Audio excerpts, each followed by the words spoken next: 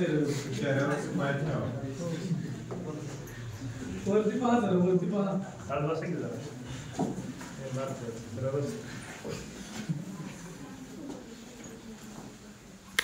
आपण काय करू, आपल्या शाळेचं नाव तुम्हा सर्वांना माहित आहे. काय शाळेचं नाव?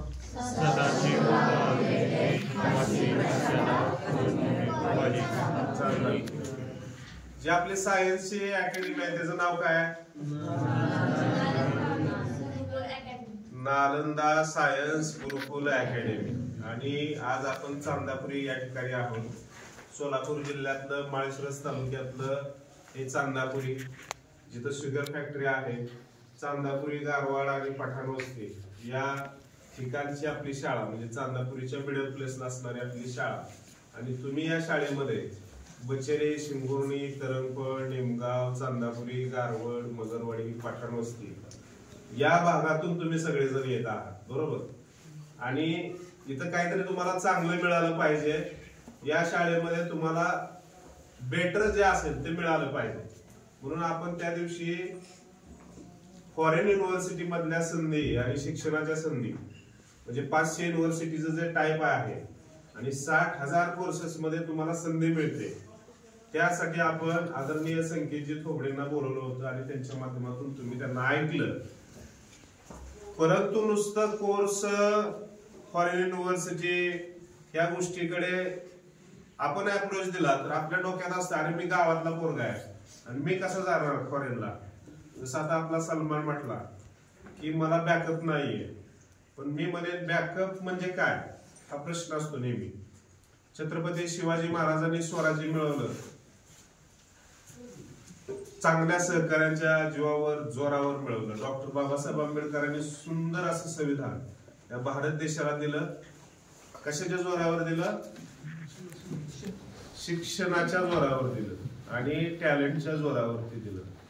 म्हणून आपण परवाही म्हटलं, शिक्षा व शक्तिशाली हथियार है जिसे आप दुनिया को बदल सकते हैं. किसे बदल सकते हैं? दुनिया को. अगर आपको दुनिया की इस जंग में जीतना है तो education is most powerful weapon. Education is most powerful weapon in your life. Okay. शिक्षा म्हणजे हथियार आहे, पण ते जगाला बदलण्याचं हथियार आहे. त्यामुळं आज आपला शाळेमध्ये हे तुम्हाला काहीतरी वेगळं मिळालं पाहिजे. म्हणून आपण थोडस तुम्हाला काय वेगळं देता येत आहे किंवा कशा पद्धतीने आपण पुढे जाऊ शकतो. बघा, माझं असं म्हणणं आहे की जी माणसं आयुष्यात सक्सेस होतात त्या सक्सेस मध्ये त्या माणसांचं योगदानही तेवढं असतं महत्वाचं. म्हणजे जग जिंकण्यासाठी काय महत्वाचं असतं? पहिलं काय असेल महत्वाचं? जग जिंकण्यासाठी काय महत्वाचं आहे? म्हणजे तुम्हाला परीक्षेमध्ये आता पास व्हायचं आहे, तुम्हाला तालमीतल्या फळामध्ये किंवा कुस्त्यामध्ये जिंकायचं आहे, तर त्यामध्ये तब्येत तर असलीच पाहिजे, पण आत्मविश्वास, कॉन्फिडन्स, त्यामधला पहिला लेसन आहे कॉन्फिडन्स, आत्मविश्वास. म्हणजे आपण तुम्ही बघा, पहिलं तुम्ही एक वाक्य ऐकलं असेल, आत्मविश्वासासारखी दुसरी दैवी शक्ती नाहीये, बरोबर ना? दैवी दुसरी शक्ती नाही. मला वाटतं डॉक्टर बाबासाहेब आंबेडकरांचं विद्यार्थ्यांनी जागृत व्हा असा लेसन होता. त्यामध्ये बाबासाहेबांचं ते वाक्य आहे, विद्यार्थ्यांनी जागृत व्हा, आत्मविश्वासासारखी दुसरी दैवी शक्ती नाही. त्यात एक एक्झाम्पल दिलेलं आहे. तालमीचा फड असतो, फड माहित आहे ना, कुस्त्याचा. आणि त्या फडामध्ये 2 मोठे पैलवान असतात आणि मोठ्या पैलवानाला बघून, त्याचे मोठे मोठे दंड बघून, जर आपण फडात उतरायच्या अगोदरच आपण जर आपला कॉन्फिडन्स लूज केला तर आपण मैदानात उतरायच्या अगोदरच आपण हरलेला असतो. काय असतोय? हरलेला असतोय. त्यामुळे तिथे किती ताकदीचा बलदंड पैलवान आहे हे महत्वाचं नाही. That is not important. कळलं? तुमच्या मनामधला आत्मविश्वास महत्वाचा आहे. आणि या जेवढ्या पण लढाया झाल्या भारतामध्ये, देशामध्ये, जगामध्ये, त्या आत्मविश्वासाच्या जोरावर झालेल्या आहेत. छत्रपती शिवरायांचं स्वराज्य असेल, डॉक्टर बाबासाहेब आंबेडकरांनी लिहिलेलं संविधान असेल, किंवा जे जे आपल्याला महापुरुष ज्ञात आहेत, त्यांनी आत्मविश्वासाच्या जोरावरच सगळं केलेलं आहे. तुम्हाला आत्मविश्वासाचं दुसरं उदाहरण जर म्हटलं तर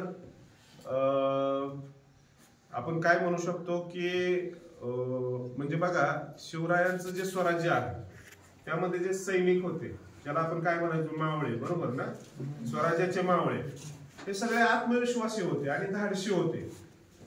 आणि ज्याच्या मनामध्ये कॉन्फिडन्स आहे तो 100% प्रत्येक गोष्टीमध्ये विजय मिळवू शकतो. पण ज्याच्या मनामध्ये कॉन्फिडन्स नाही तो आयुष्यात काही मिळवू शकत नाही. त्यामुळं confidence is most important in your life. त्यामुळं आत्मविश्वास सारखी दैवी दुसरी शक्ती नाही. डॉक्टर बाबासाहेब आंबेडकरांनी जे आम्हाला सांगितलंय ते तंतोतंत खरं आहे. तुम्हाला सुद्धा आयुष्यामध्ये पुढे पावलं टाकायची असतील तर आत्मविश्वास हा सगळ्यात मोठा दागिना आहे, हे लक्षात ठेवायचं. आयुष्यातला पहिला रोल आत्मविश्वास. आपण ज्याला 7 की म्हणून 7 पार्ट बघू आपण. 7 की सक्सेस ऑफ युअर लाईफ. 7 की लक्षात ठेवा आयुष्यात. त्या 7 की जर तुम्ही लक्षात ठेवल्या आणि त्या दिशेनं पावलं टाकली तर निश्चितपणे तुम्ही तुमच्या आयुष्यामध्ये पुढे जाऊ शकता. पण ते 7 की काय आहेत हे माहीत असणं गरजेचं आहे, अन्यथा तुम्ही पुढे जाऊ शकणार नाही. ओके, पहिली की कुठली आहे मग? कॉन्फिडन्स. कुठले? कॉन्फिडन्स. कॉन्फिडन्स म्हणजे काय? आत्मविश्वास. लक्षात आलं? आत्मविश्वास महत्वाचा पाहिजे, पण फाजील आत्मविश्वास नसावा. वीरकोरड्या मारवर उडी पटणार मोडणार पाय तुमचा. काट दिसते तर चल काट्यावर 100% काटा म्हणणार आहे ना. सगळं जग सांगतंय अरे त्या रस्त्याने जाऊ नको जाऊ नको जाऊ नको. जाणार नाही नाही नाही नाही मी वाघाला खाऊ शकतो. अरे वाघाला नाही तू खाऊ शकत, वाघ तुला खाऊ शकतो. त्यामुळं अति आत्मविश्वास काही कामाचा नसतो. आत्मविश्वास असावा पण अति आत्मविश्वास नसावा. ओके, हा पहिला की लक्षात ठेवा. दुसरा की जो आहे आपला कॅरेक्टर. कॅरेक्टर म्हणजे काय? काय म्हणू आपण त्याला? कॅरेक्टरला चारित्र्य आहे ना.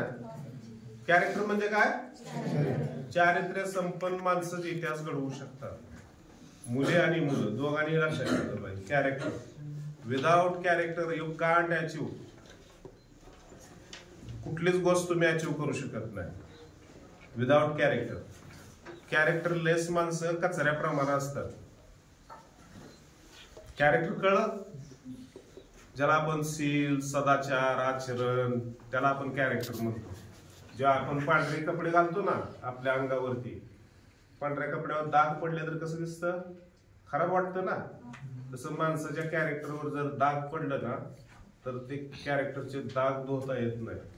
ना निर्म्यानं धुता येतात, ना व्हील साबणानं धुता येतात, ना सर्फ एक्सेलनं धुता येतात. त्यामुळे विद्यार्थ्यांचं सुद्धा कॅरेक्टर चांगलं पाहिजे, विद्यार्थिनींचं सुद्धा कॅरेक्टर चांगलं पाहिजे. कॅरेक्टरलेस माणसं काही बदल करू शकत नाही. कॅरेक्टर जपणारी माणसंच आयुष्यात मोठी आहेत.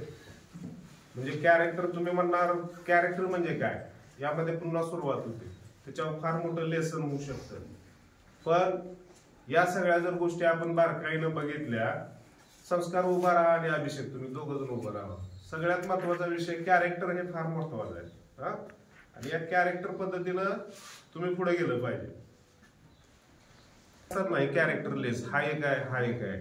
पुढे एवढं चॅप्टर झाला, आता पुन्हा चालू करायचं. काय झालं आता ते स्टॉप करून महत्वाचा लेसन बघितला कॅरेक्टर. विदाउट कॅरेक्टर ते बंद करा, खिडकी वाजत जरा बंद कर. दुसरं कॅरेक्टर आपण बघितलं म्हणजे दुसरं की बघितला कॅरेक्टर. कॅरेक्टरच्या शिवाय तुम्ही आयुष्यामध्ये प्रगती करू शकत नाही. मी जे काल परवा सांगितलं 8वी ते 12वीची मुलं इन्स्टा, फेसबुक, परत अजून काय ते ट्विटर, स्नॅपचॅट, अजून बरंच काय काय आहे त्यामध्ये. तर त्या कॅरेक्टर शिवाय तुम्ही काही करू शकत नाही हे लक्षात ठेवा. ओके, कॅरेक्टरलेस म्हणजे काय? जी माणसं व्यसनाधीनता असतात ती माणसं कॅरेक्टरलेस. जे आचरणानं चुकीची वागतात, ज्यांना बहीण भाऊतला फरक कळत नाही, ती कॅरेक्टरलेस. जी माणसं दुसऱ्या स्त्रीकडे वेगळ्या नजरेनं बघतात ती कॅरेक्टरलेस. जी मुलगी मुलगा दुसऱ्या एखाद्या त्रस्त व्यक्तीकडे चुकीच्या नजरेनं बघत असेल तो कॅरेक्टरलेस. जे परीक्षात कॉपी करतात ती कॅरेक्टरलेस. जे आई वडिलांचं आणि शिक्षकांचं ऐकत नाही ती कॅरेक्टरलेस. म्हणजे अशी कितीतरी उदाहरणं सांगता येतील कॅरेक्टरलेस असण्याची. म्हणून कॅरेक्टर जपा. महत्वाचं म्हणजे पहिली माणसं सांगायची स्त्रीची इज्जत म्हणजे काचेचं भांड असतं. त्याला एकदा म्हणजे काचेला तडा गेला ना त्याला वेल्डिंग काहीच होत नाही, खळ ना फुटून जातं. आणि पुरुषाचंही तसंच आहे.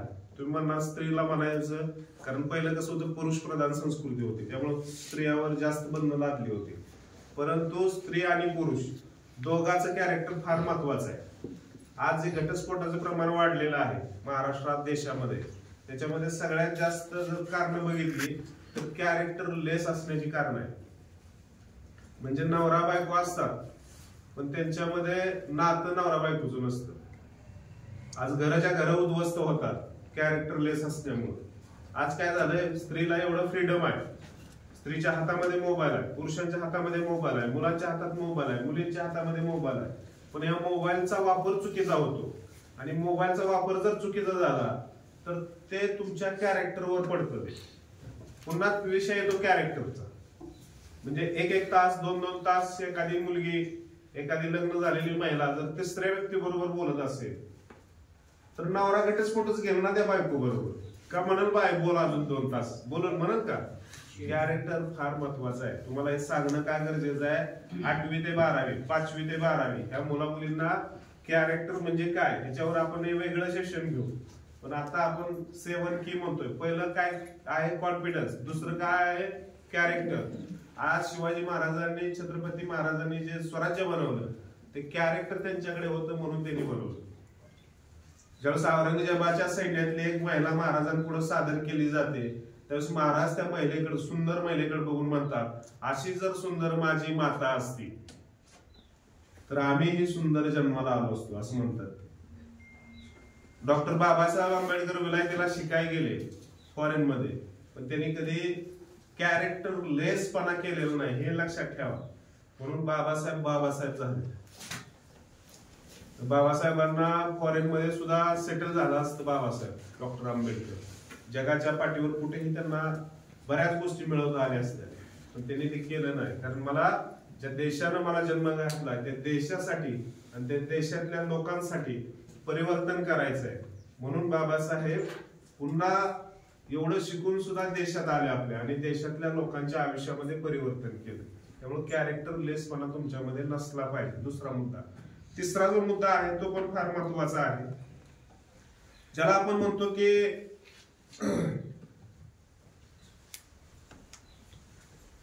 कन्सिस्टन्सी. म्हणजे काय, सातत्य. बरोबर ना? कन्सिस्टन्सी, सातत्य आहे का नाही? म्हणजे एखाद्या गोष्टीमध्ये जर आता बघा तुम्ही आता कितवीला आहे, 5वी 10वी 8वी 11वी 12वीचे काय, सशाजीन कासवाची गोष्ट काल आमच्या प्रिन्सनं वाचली होती. त्यामध्ये कोण जिंकतं? प्रिन्स कासव जिंकतं. कासव का जिंकतं माहित आहे का? त्याच्या चालण्यामध्ये सातत्य होतं. आणि ससा का हारतो माहित आहे का? त्याच्यामध्ये सातत्य नव्हतं. तो आगाऊपणा करतो ससा, झाडाखाली झोपतो काय, माकडाशी गंमत खेळतोय काय, म्हणतो काय कासव कधी येणार आहे, कासव काय माझ्यापेक्षा शर्यत जिंकू शकते. हा त्याचा ओव्हर कॉन्फिडन्स झाला सशाचा.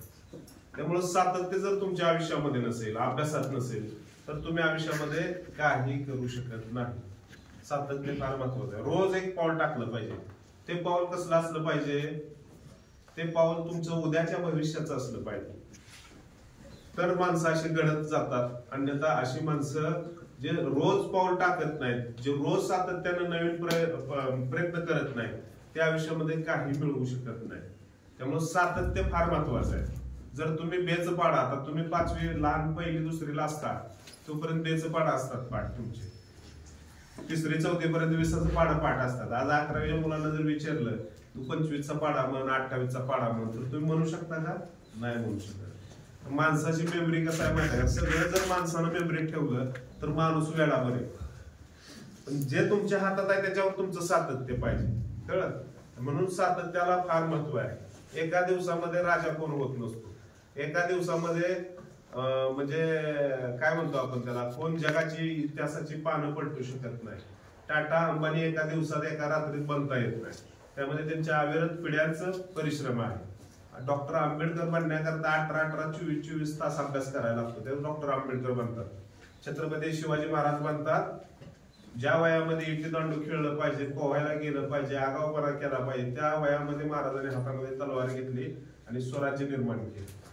म्हणून इतिहासामध्ये सुद्धा तुम्ही जर पानं उलगडली तर त्यामध्ये सातत्य आहे आणि सातत्य असल्यामुळेच ही माणसं आयुष्यामध्ये सक्सेस झालेली आहे. पहिला की आपला कुठला आहे कॉन्फिडन्स, दुसरा कुठला आहे कॅरेक्टर आणि तिसरं कुठला आहे सातत्य.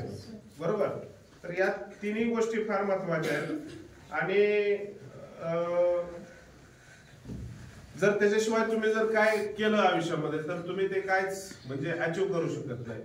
आणि चौथा जो मुद्दा आहे तो करेज म्हणजे धाडस म्हणू आपण त्याला. धाडसी माणसाचं आयुष्यामध्ये बदल करू शकतात.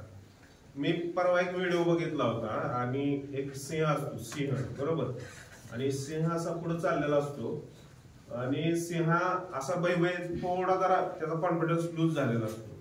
तोपर्यंत सिंहाला सपोर्ट करण्यासाठी लगेच तिथं सिंहाची जी मालकीण असते, ज्याला आपण काय म्हणतो, काय म्हणायचं सिंहाच्या ह्याला काय म्हणतो आपण त्याला, सिंहणी असते, ते त्याच्या बाजूला असते. लगेच सिंहाचा कॉन्फिडन्स वाढतो. माणसाचंही तसंच असतंय. लक्षात आलं. माणसाचं धाडस त्याच्या बायकोमुळं सगळं जग पुढं गेलं, पण त्याची बायको जर त्या माणसाच्या पाठीमागे उभा राहिली तर तो माणूस प्रत्येक गोष्ट जिंकू शकतो. लक्षात घ्या. म्हणजे आपण बघतो की बऱ्याच गोष्टी असतात की म्हणजे शिवाजी महाराजांना घडवण्यामध्ये आईचा सिंहाचा वाटा आहे, जिजामातेचा, बरोबर ना. अगदी महात्मा फुलेंना घडवण्यामध्ये तुम्ही म्हणणार सावित्रीमाईंचा, काल जयंती होती सावित्रीमाईंची, सावित्रीमाईंचा सिंहाचा वाटा आहे. डॉक्टर बाबासाहेब आंबेडकरांना घडवण्यामध्ये माता रमाईचा सिंहाचा वाटा आहे. जी बिचारी बॅरिस्टर असणाऱ्या म्हणजे एका पत्नी आहे बॅरिस्टरची, पण ती बिचारी शेण आणि गवऱ्या थापायची, कारण माझा नवरा विलायतीमध्ये शिकतोय. कळलं. त्यामुळे धाडस फार महत्वाचं आहे. धाडसाशिवाय तुम्ही आयुष्यामध्ये काय अचीव करू शकत नाही, हे लक्षात ठेवा. आणि ज्याच्यामध्ये धाडस नाहीये तो काहीच करू शकत नाही. म्हणजे कसं असतं, धाडस म्हणजे काय, तर काय म्हणतो आपण त्याला की प्रत्येक पाऊल जर तुम्ही धाडसानं टाकलं ना तर रस्ता आपोआप तयार होतो. आता आपल्या मुलांमध्ये भीती काय असते की अरे मी करू शकतो का नाही. जसं सलमान म्हटलं सर मला बॅकअप नाहीये. पण बॅकअप म्हणजे काय, तर बॅकअप मुळे तो बॅक कुठला गेला ना. पण त्यानं जर ठरवलं धाडसानं मी पाऊल पुढे टाकणार आहे, चला मी ठरवलं मला फॉरेनला शिकायचं आहे, त्यानं ठरवलं तर 100% तो फॉरेनच्या कंट्रीमध्ये शिकू शकतो. पण त्या दृष्टिकोनातून त्याचं पाऊल पडलं पाहिजे, धाडसानं पाऊल पडलं पाहिजे. आता मी तुमच्या समोर उभा आहे, मला काहीच बॅकअप नव्हतं. मी वारंवार सांगत असतोय, मी ज्यावेळेस चांदापुरीमध्ये आलो माझ्या खिशामध्ये 10 रुपये नव्हते. मग आम्ही काय करायचं, दारूच्या बट्टीवर कामाला जायचं का, हा प्रश्न आहे ना. बॅकअप होता का, नव्हता. बॅकअप नसताना सुद्धा आपण हे करू शकतो. आज मी काम उभा करू शकतो, त्यामध्ये सगळ्यात मोठाचं काय महत्वाचं कारण काय असेल तर ते म्हणजे माझ्यामध्ये धाडस. आणि धाडसामुळे मी हे पाऊल टाकू शकतो. आज हे शिक्षक तुमच्या समोर दिसतात, ह्यांच्यामध्ये सुद्धा धाडस आहे. कळलं का. नाहीतर यांनी पण 5-50 हजार घेऊन आपलं मग शेती केली असती. एक कालवड घ्यायचं 10,000ला, परत ती लाखाला विकायचं, तसलं उद्योग त्यांनी केलं असतं. आपलूच्या बाजारात गेली असती, सांगोलच्या बाजारात गेली असती, तुम्हाला शिकवायला फोन आला असता. या क्षेत्रामध्ये सुद्धा आम्ही शिकवू शकतो. भलं थोडं मानधन असेल तर चालेल, पण आम्ही धाडसानं या समाजामध्ये बदल करू शकतो, याच्यावर यांचा विश्वास आहे. आणि ज्या सावित्रीमाईंचं उदाहरण आपण घेतो, त्यांच्याकडे ते धाडस होतं. व्यवस्था काय म्हणते याच्याकडे त्यांचं लक्ष होतं. शेण खाल्लं, दगड खाल्ले, पण सावित्रीबाईंनी तुम्हाला शिकवलं. काल सरांनी सांगितलं तुम्हाला, तुम्ही बऱ्याच जणांनी भाषणही केली, बरोबर ना. त्यामुळं हे फार महत्वाचं आहे. आणि त्याशिवाय आपण काय आयुष्यामध्ये पुढे जाऊ शकत नाही. ओके. कमिटमेंट म्हणजे काय म्हणू शकतो आपण त्याला की एखाद्याला जर तुम्ही कमिटमेंट केली तर त्या कमिटमेंट प्रमाणे आपण गेलं पाहिजे. कमिटमेंट म्हणजे त्याला आपण काय म्हणायचं मराठीमध्ये, शब्द आहे ना. शब्द पाळला पाहिजे. जान जाय लेकिन वचन न जाय. शब्द पाळायला शिकलं पाहिजे. म्हणजे तुम्ही जर आई वडिलांना एखादा शब्द दिला तर काही झालं, जीव गेला तर 72, पण आई वडिलाचा शब्द मोडू नका आयुष्यामध्ये. जीव गेला तर 72, पण शिक्षकांचा आणि आई वडिलांचा शब्द आयुष्यामध्ये टाळायचा नाही. तुम्हाला जर एखादा शिक्षक म्हटला ना तू असं राहिलं पाहिजे, तसंच राहायचा प्रयत्न करायचा. एखादा शिक्षक म्हटला ना बाबा तू संस्कार, तू आता IAS झाला पाहिजे, शिक्षकांना वाटतंय तर मी का होऊ शकत नाही, हे धाडस तुमच्यामध्ये पाहिजे. चैतन्याला जर एखादा शिक्षक म्हटला चैतन्य तू IAS ऑफिसर झाला पाहिजे, तर चैतन्यनं ठरवलंच पाहिजे की मला IAS ऑफिसर व्हायचंय. आमच्या प्रिन्सला जर गायकवाड सरांनी सांगितलं तुला सुप्रीम कोर्टाचा न्यायाधीश व्हायचंय, तर त्यानं ठरवलं पाहिजे मला सुप्रीम कोर्टाचाच न्यायाधीश व्हायचा. काय झालं तर चालेल, पण मागं नाही हटणार. हे धाडस तुमच्यामध्ये शिक्षकांमुळे निर्माण होतं. आणि त्यामुळे एकदा तुम्ही जर शब्द दिला शिक्षकांना, आई वडिलांना, तर त्या शब्दाला कधीही तिलांजली देऊ नका. तिलांजली म्हणजे आपण ज्याला म्हणतो मूठ माती, ज्याला आपण माणसं मेल्यानंतर मातीचा कार्यक्रम असतो आणि 3 दिवस झालं का विषय त्या माणसाचा संपवला जातो. तसं विचाराला तिलांजली देऊ नका, विचाराला मूठ माती देऊ नका. एकदा का तुम्ही ठरवलं, कमिटमेंट केलं की मला बदलायचंय, मला हे करायचंय, तर 100% तुम्ही ते पाळलं पाहिजे. त्या दिशेनं तुम्ही गेलं पाहिजे. तुम्हाला माहित आहे इतिहासाचं पानावर ज्यावेळेस आपण म्हणतो आधी लगीन कोणाचं, कोंढाण्याचं, मग माझ्या रायबाच. हे झालं commitment. If you understand what is this commitment, त्याला म्हणायचं कमिटमेंट. शिवाजी महाराजांचं सैन्य लढलं पण त्यांनी ठरवलं नाही की मागं हटायचं कुठंच. तलवार आली, पोटात घुसणार आहे, पाय तुटणार आहे, हात तुटणार आहे, नरडीवरती तलवार पडणार आहे, एकाच क्षणामध्ये नरड आपलं धडापासून वेगळं होणार आहे. पण कमिटमेंट काय असते ते इतिहासाच्या पाण्यातून आपण शिकलं पाहिजे. कळलं? कमिटमेंट काय असते ते डॉक्टर बाबासाहेब आंबेडकरांच्या विचारातून शिकलं पाहिजे. कमिटमेंट काय असते ते छत्रपती शाहू महाराजांच्या विचारातून शिकलं पाहिजे.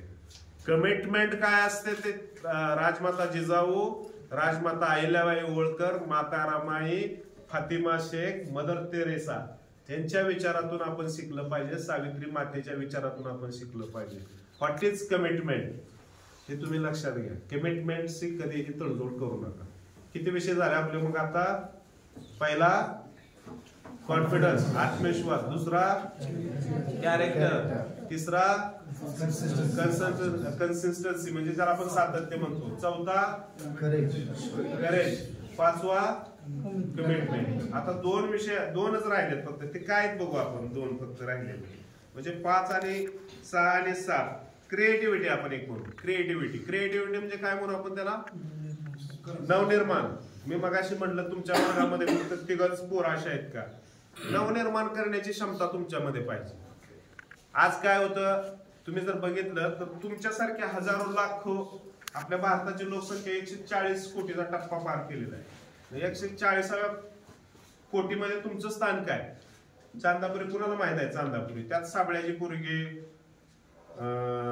पुन्हा त्यात जाडकराची पोरगी, कोण शोधणार आहे तुम्हाला एवढ्या 140व्या कोटीच्या ह्याच्यात? तुमचं स्थान कुठं आहे तिथे? तुम्ही गुगल मॅप जर केला तर तुमचं स्थान 0.0000 एकदम 0 आहे. 140व्या कोटीच्या लोकसंख्यामध्ये तुमचं स्थान काय आहे? तुमचं चांदापुरी कुठं, गारवड कुठं शोधत तुम्ही सापडत पण नाही गुगलवर. मग या 40 कोटीच्या देशामध्ये तुमचं स्थान तुम्हाला निर्माण करता आलं पाहिजे. म्हणजे काय करायला लागेल तुम्हाला? क्रिएटिव्हिटी करायला लागेल. बरोबर? क्रिएटिव्हिटी म्हणजे काय? दारूची भट्टी काढायची क्रिएटिव्हिटी असं का? नाही ना. क्रिएटिव्हिटी म्हणजे काय? मग ऊस तोडायला जायचं ही क्रिएटिव्हिटी. क्रिएटिव्हिटी म्हणजे नवनिर्माण. ज्यातून तुम्ही काहीतरी समाजाला वेगळं देऊ शकता, त्याला क्रिएटिव्हिटी म्हणू आपण. तुम्हाला अब्दुल कलाम माहित आहेत? केस इथपर्यंत होते अब्दुल कलामांचे. बरोबर ना? त्यांना ज्यावेळेस एका विद्यार्थ्यानं विचारलं शास्त्रज्ञ कोणास म्हणावं, तर अब्दुल कलाम म्हणतात जो प्रश्न विचारतो तो शास्त्रज्ञ असतो. जो प्रश्न विचारतो तो शास्त्रज्ञ असतो. ज्याला प्रश्नच पडत नाही तो काहीच नाहीये. लक्षात घ्या. तो क्रिएटिव्हिटीच करू शकत नाही. तुम्हाला प्रश्न पडला पाहिजे, नेहमी प्रश्न पडला पाहिजे, तर तुम्ही आयुष्यामध्ये सक्सेस होऊ शकता. तुम्ही या वर्गात बसता, अरे लाईट काय भानगड कुणी लावली असेल, तुम्हाला प्रश्न आला पाहिजे. सरांनी लावली पण शोधली कुणी हे कळलं पाहिजे ना. लाईटचा जन्मदाता कोण आहे हे तुम्हाला माहित पाहिजे. अरे मग त्यानं कसं काय शोध लावला हे प्रश्न पडले पाहिजे. आता त्याला अलार्म बंद करता येत नाही. म्हणजे किती क्रिएटिव्हिटी आहे तुमची बघा. ज्या कंपनीनं बनवलंय घड्याळ त्याचा अलार्म तुम्हाला बंद करता येत नाही. घरात टीव्ही असते बटन सापडत नाही, रिमोट असतं पण कळत नाही कुठलं ऑन आणि ऑफ आहे. कळलं का मी काय सांगतोय ते? कळतच नाही. गाडी बंद पडली तर चालू कशी करायची हे सुद्धा माहित नसते. क्रिएटिव्हिटी. क्रिएटिव्हिटी म्हणजे नवनिर्माण. त्या नवनिर्माणामध्ये तुमची एनर्जी खर्च झाली पाहिजे. क्रिएटिव्हिटी मध्ये काय तर तुम्ही नवीन काहीतरी दिलं पाहिजे. जसं आता इतिहासाच्या पानातला आपण बरेच उदाहरण बघतो, ज्या महापुरुषांचं आपण स्लोगन टाकलेलं आहे, पलीकडल्या रूम मध्ये आहेत, बाहेर आहेत, तुम्ही जर वाचले तर ते तुमच्या लक्षात येईल. क्रिएटिव्हिटी म्हणजे नवनिर्माण, आणि नवनिर्माण करणारी माणसंच आयुष्यामध्ये सक्सेस होतात. जे नवनिर्माण करणार नाही, जे आहे या विचारावर चालणार, ते आयुष्यामध्ये फेल्युअर होणार. नवनिर्माण करण्यासाठी तुम्हाला काहीतरी वेगळं करायला लागेल. तुम्हाला माहित आहे टेस्ला कार, टेस्ला ऐकलंय ना? टेस्ला कुणाचे कार ते? एलॉन मस्क हा जगातला एक नंबरचा श्रीमंत माणूस आहे. टेस्ला विदाउट ड्रायव्हरलेस कार आहे. एलॉन मस्कला विचारलं जातं तुमचं म्हणजे कामयाबीचं काय नक्की रिझन काय कारण आहे, तर तुम्हाला काय नाही, एकदम सोपं आहे म्हटले. मी काय प्लॅन करतो म्हणले. प्लॅन तर म्हणले आम्ही सगळेच करतो. मी 10 वर्षाचा प्लॅन करतो आणि त्यानुसार पावलं टाकतो. बाकीचे म्हणले आम्ही पण प्लॅन करतो, त्याच पद्धतीने आम्ही पावलं टाकतो. काय विशेष आहे त्यात? पण म्हणले मी 10 वर्षाचा प्लॅन 1 वर्षात कसा कम्प्लीट करता येईल त्या दृष्टिकोनातून पावलं टाकतो. म्हणून एलन मस्क आहे. लक्षात आलं? जगातला नंबर 1 श्रीमंत माणूस. ड्रायव्हर शिवाय कार चालवू शकते, याच्यावर तुमचाही विश्वास बसत नाहीये. वेगळं विचार करणारे माणसं. क्रिएटिव्हिटी. तुम्हाला मोबाईल मधून पैसे ट्रान्सफर होतात हे खरं वाटतं का? तुम्हाला वाटलं होतं मोबाईल याच्यावर मोबाईलवरून पैसे पाठवतात, काहीतरी वेळात काढताय म्हणणार तुम्ही लोक. आज कुठं असतंय का? मोबाईलवरनं पैसे पाठवता येतात ना. गुगल पे, फोन पे, सगळे तुम्हाला शाळेचे फी सुद्धा मोबाईलवरनं भरता येते. बरोबर? म्हणजे एवढं सगळं क्रिएटिव्हिटी मधून होतं, आणि क्रिएटिव्हिटीमुळेच जग चालतंय. तुमच्या हातामध्ये जो ऍडव्हान्स मोबाईल आहे, तुमच्या अंगावर जे ब्रँडेड कपडे आहेत, जेवढे नवीन आता कोविड आला, कोविड मधून नवीन लस निर्माण झाली. सिरम इन्स्टिट्यूटनं लस काढली आपल्या, बरोबर ना? कोविशिल्ड माहित आहे ना? हे पण लक्षात ठेवा, तुम्हाला कधी जनरल नॉलेजला पडेल. नवनिर्माण कुणी काढली? तुमच्यासारख्याच माणसाने काढली. काय भानगड आहे? कशा करता कोरोना आला? आता काल एक बातमी बघितली, चीन मध्ये अजून एक व्हायरस आलेला आहे आणि हाहाकार उडालेला आहे. अशी माणसं मरणार आहेत, पटापटा मरणार आहेत. आज माणूस चालत 40 वर्षाचा माणूस पटकन संपतो. काय भानगड आहे? प्रचंड अवघड आहे ना. तुम्हाला काय कधी प्रश्न पडतो का 40 वर्षाचा माणूस कसं काय संपतोय? त्या दिवशी तर मी एक व्हिडिओ बघितला, नवरा बायको आहेत, सेंडप आहे, आणि त्या बिचारीला गळ्यामध्ये हार घातला, जागेवर अटॅक येऊन मेली. एक व्हिडिओ बघितला मी. काय कारण आहे असं? परवा मी एक पंढरपूरचं उदाहरण बघितलं. 42-43 वय आहे, काय नाही, काय त्रास नाही, चालत पडलं नाही, एक्सपायर झालं. काय म्हणजे किती गंमत आहे. विशेष वाटतं ना हे सगळं. माणसाचं जीवन आज म्हणजे कधी कुणाचं काय होईल सांगता येत नाही. ह्याचा परिणाम काय, ह्याचा उपाय काय? तुम्ही आज विद्यार्थी म्हणून याची काय क्रिएटिव्हिटी बघता, हे फार महत्वाचं आहे. आणि क्रिएटिव्हिटी मधूनच जगाचं नवनिर्माण करता येऊ शकतं. डॉक्टर बाबासाहेब आंबेडकर, शाहू महाराज, शिवाजी महाराज, महात्मा फुले, पेरियार रामास्वामी, संत तुकारामापासून ते सगळ्या संत महात्म्यांनी क्रिएटिव्हिटी केली, म्हणून आपण इथं आहोत. त्यांनी जर क्रिएटिव्हिटी केली नसते, म्हणजे नवनिर्माण जर केलं नसतं, तर तुम्ही आम्ही या ठिकाणी घडलो नसतो, हे लक्षात ठेवा. ओके? त्यामुळे आयुष्यामध्ये पुढे जात असताना लय महत्वाच्या पद्धतीनं आपण पावलं टाकली पाहिजे. अजून एक महत्वाचं आहे कॉन्सन्ट्रेशन, ज्याला आपण काय म्हणतो, काय म्हणायचं त्याला, एकाग्रता. म्हणजे काय, प्रत्येक गोष्टीमध्ये आता बघा, मगाशी मी 2 विद्यार्थ्यांना रागवतो, 3 विद्यार्थ्यांना रागवतो. एकाग्रता म्हणजे गौतम बुद्धांचं उदाहरण माहित आहे तुम्हाला? गौतम बुद्धांनी घर सोडलं. का सोडलं? पूजा. का सोडलं? हसना मना आहे, हसायच्या तासाला निवांत हसा. का सोडलं? कुणाला माहित आहे गौतम बुद्धांनी घर सोडलं? का सोडलं? गौतम बुद्धाला दुःखाचं मूळ कारण शोधायचं होतं. काय करायचं होतं? दुःखाचं मूळ कारण काय, आणि ते शोधलं का? मग गौतम बुद्धांनी शोधलं का? शोधलं बाबांनो. माणसाच्या आयुष्यात दुःख काय येतंय हे गौतम बुद्धांनी शोधलंय. शोधलेलं आहे. हे काय इतिहासात आहे. कशामुळे दुःख येतं? काम, क्रोध, तृष्णा, मोह आणि माया. कशामुळे येतं? काम, क्रोध, तृष्णा आणि मोह आणि माया. माया म्हणजे काय? सबे जाल है, ये सब मोह माया है. अगर आप किसी बाबा जी के पास जाओगे और बोलोगे कि बाबा जी ये आपको ऊपर से नीचे क्यों करता है, तो बाबा जी बोलेगा ये सब मोह माया. क्या है? मोह है और माया है. लेकिन ये मोह भी नहीं है और माया भी नहीं है, ये गुरुत्वाकर्षण का नियम है. समजलं?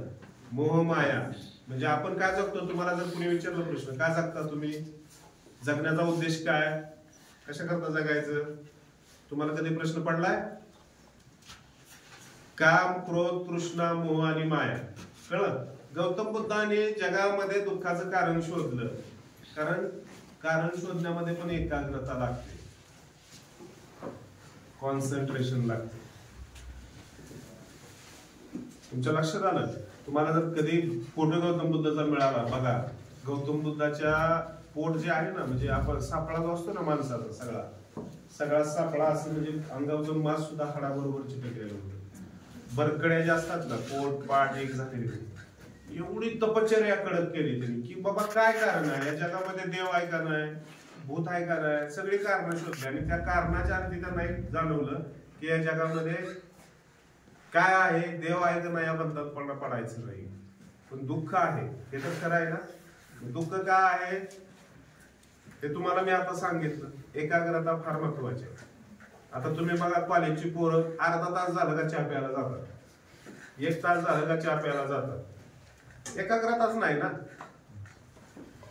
पुण्या मुंबई सारख्या ठिकाणी पोरं पण बिड्या वाढतात, पोरी पण बिड्या वाढतात. एकाग्रताच नाही ना. जागायचं काय करणार? 31-30 व्हिडिओ बघितला असतील तुम्ही. चरस आणि आपो आणि गांजा घेऊन पोरं अशी पडली होती. त्यांची एकाग्रता कुठं आहे? पब मध्ये, बार मध्ये. त्यांना काय केलं देणं नाही. त्यांच्या बापजाद्याने भरपूर कमवून ठेवलंय. काम नाही केलं तर त्यांचं घर चालतंय. एकाग्रता तुमच्या अभ्यासामध्ये पाहिजे, एकाग्रता प्रत्येक कामामध्ये पाहिजे. शेतकऱ्याची सुद्धा एकाग्रता असते बघा. एखाद्या शेतकऱ्याच्या शेतीमध्ये 100 टन ऊस निघतो. तो उगाच आपलं बांधावणं उठावणं शेळ्या राखून निघत नाही. निघतो का? नाही निघत. एखादी जर्सी 2 लाखाची जर्सी घेतली तुम्ही आणि तुम्ही तिला 2 लाखाची जर्सी घेतली, नाद करायला काय पडसं, चला दाखवतो जर्सी, चला वायद्याने सर महिनाभर जर्सी दाखवायला लागला. त्याला खाट, त्याला गवत टाकणार, कपडे पेंट चालणार, त्याला काय चांगलं देणार, कसं दूध देत जर्सी दिल का? 2 लाखाची जर्सी घेतली. त्यामध्ये त्या जर्सीला सांभाळण्यामध्ये, तिचं दूध वाढवण्यामध्ये सुद्धा त्या माणसाची, त्या शेतकऱ्याची एकाग्रता लागते. तर त्या जर्सीचं, त्या जनावरांचं चांगल्या पद्धतीनं संगोपन होऊ शकतं. तुमच्या घरामध्ये सुद्धा आई वडील असतात. आई वडिलांचं जर संसारामध्ये, म्हणजे आईचं लक्ष आहे वडिलांचं नसेल तर घर चालेल का? वडिलांचं लक्ष आहे आईचं नसेल चालेल का? आई वडिलांचं लक्ष आहे, तुमचंच लक्ष नाही. आई वडिलांनी कमवलं 1 कोटी 2 कोटी, तुमची नजर आता 5 लाख देतो, उद्या 5 देतो, परवा 5 देतो. त्यांनी एकाग्रतेनं जमवलेले पैसे तुम्ही क्षणार्धात 2 कोटी खर्चून रिकाम होणार. तुमची एकाग्रता कसेच आहे? स्पोर्ट बाईक घ्यायची, शूज चांगला ब्रँडेड वापरायचा, हातामध्ये घड्याळ महागडं वापरायचं, चांगल्या ताज हॉटेलमध्ये जेवायला जायचं. किती दिवस पैसे पुरणार आहे? तुमची एकाग्रता क्रिएटिव्हिटी मध्ये पाहिजे तर तुम्ही घडणार आहे. बरोबर? एकाग्रता अभ्यासामध्ये पाहिजे. आणि एकाग्रता जर तुमच्या आयुष्यामध्ये असेल तर तुम्ही प्रत्येक गोष्ट अचीव करू शकता, यावर माझाही विश्वास आहे. एकाग्रता नसेल, तुम्ही आता वर्गात बसलाय आणि तुमच्या डोक्यात आहे कधी संपतंय, कधी संपतंय, घरी जायचं आहे, पोट भुका, मला भुका लागलेली आहे. मी मगाशी म्हटलं ना, जान जाय लेकिन वचन न जाय, त्या पद्धतीनं तुमचं आचरण असावं. आणि एकाग्रता इथं बसला ना, सरांनी नुसतं म्हटलं ना, वर्ग शांत झाला पाहिजे. एवढा आदर तुम्हाला शिक्षकांविषयी पाहिजे. टाचणी जरी वर्गात पडली तरी आवाज आला पाहिजे. तुम्ही म्हणणार मग अलार्मचा आवाज आलाच की मला, किती आम्ही एकाग्र. त्यामुळं या सगळ्या गोष्टी लक्षात ठेवा, त्या दिशेनं पावलं टाका. तुमच्या आयुष्यातला सक्सेस की 7 मार्ग आहेत. कोणकोणते आहेत सांगा जरा बघू. एक म्हणजे आत्मविश्वास, ज्याला आपण कॉन्फिडन्स म्हणू. दुसरा चारित्र्य, कॅरेक्टर. तिसरा कन्सिस्टन्सी, ज्याला आपण काय म्हणतो, सातत्य. चौथा करेज, धाडस. पाचवा कमिटमेंट, जे केलंय ते पाळणारच. सहावा क्रिएटिव्हिटी, नवनिर्माण झालं पाहिजे ना, क्रिएटिव्हिटी. आणि शेवटचा कॉन्सन्ट्रेशन, ज्याला आपण एकाग्रता म्हणतो. हे 7 की लक्षात ठेवा आणि 2025 तुमचं सक्सेस करा. करचाल ना? करू शकता ना? करू शकतो का? अभिषेक, तू करू शकतो का रे बाबा? अलार्म तेवढा बंद कर. 2025 बघू आपण. काय माहिती आहे का, तुमच्यामध्ये गुण आहेत, ते क्रिएटिव्हिटी आहे, पण तुमच्या त्या क्रिएटिव्हिटीला वाव मिळत नाही. त्यामुळे 2025 सक्सेस करायचं असेल आपल्याला, तर या 7 कीनं आपण पुढे जाऊया. पुढच्या शनिवारी आपण एक वेगळा असा एक टॉपिक, फार सुंदर टॉपिक आपण घेऊया, ज्या टॉपिक मधून तुमच्या बुद्धीला चालना मिळेल, मेमरी फास्ट चालेल, तुम्हाला हे नवनिर्माणाचं काहीतरी स्वप्न पडेल, क्रिएटिव्हिटी तुमच्यामध्ये निर्माण होईल, तुम्हाला हे कळेल की जगण्याचं मूल्य काय आहे आणि कशा करता जगायचं आहे. तर तुमचं सर्वांचं थँक्स लॉट ऑफ, विशेष असं धन्यवाद. एकाग्रतेनं मला ऐकून घेतलं आणि आता मस्त तुम्ही ऐकून म्हणजे एकाग्रतेने घेतलं असेल किंवा नसेल, पण थांबायला लागतंय, पर्याय नाही. त्याबद्दल तुमचं सगळ्यांचं, सर्व स्टाफच्या वतीनं, माझ्या वतीनं तुमचे मनस्वी असं धन्यवाद. आणि 2025